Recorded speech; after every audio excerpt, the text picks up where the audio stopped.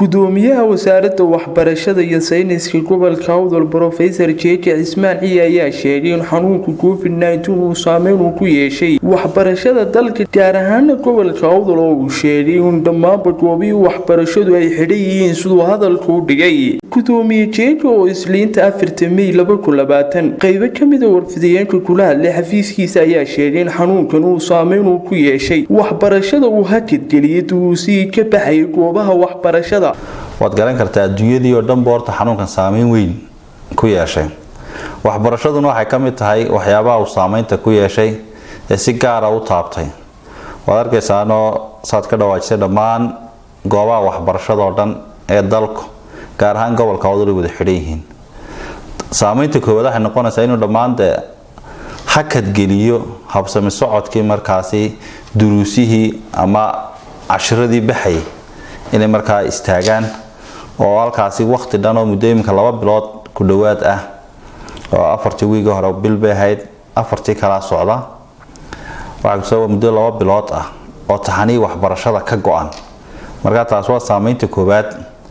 ee oran karto wuxuu si toos ah u taabtay dhammaan ardaydii waxbarashada u dareereysay in hakad ka gasho wasaaradda waxaana kala roore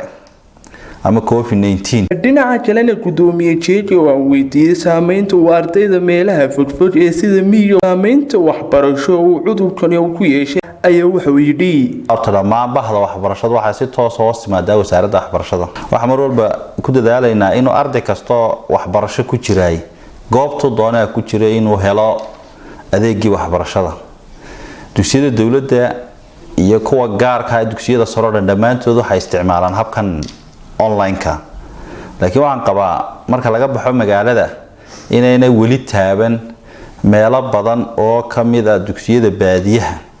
ee tuulooyinka aadka u yaryar inayna weli waxbarashadu gaadhin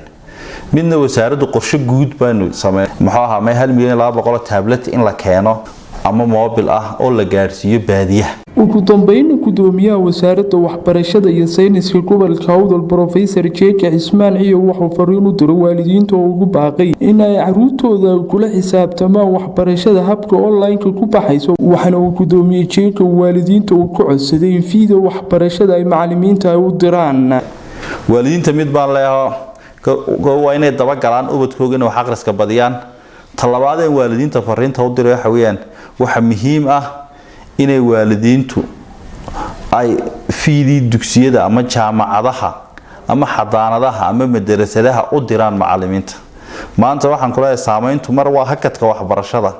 oo hakadka waxbarashadu jeedada inuu ilmaha noloshiisa la ilaaliyo laakiin saameynta kale ee ka dhibta badan waxa weeyaan intaas oo qoysba ku tiirsanaa oo macallimiin oo nolosha fiida ka soo baxda ubadka wax tar u lahaa waxaan qabaa waliba meelaha si toos ah saameynta ugu yeeshay waa degmada Boorama ama gobolka Awdal waa hooy waxbarasho oo waxbarasho loo yimin jiray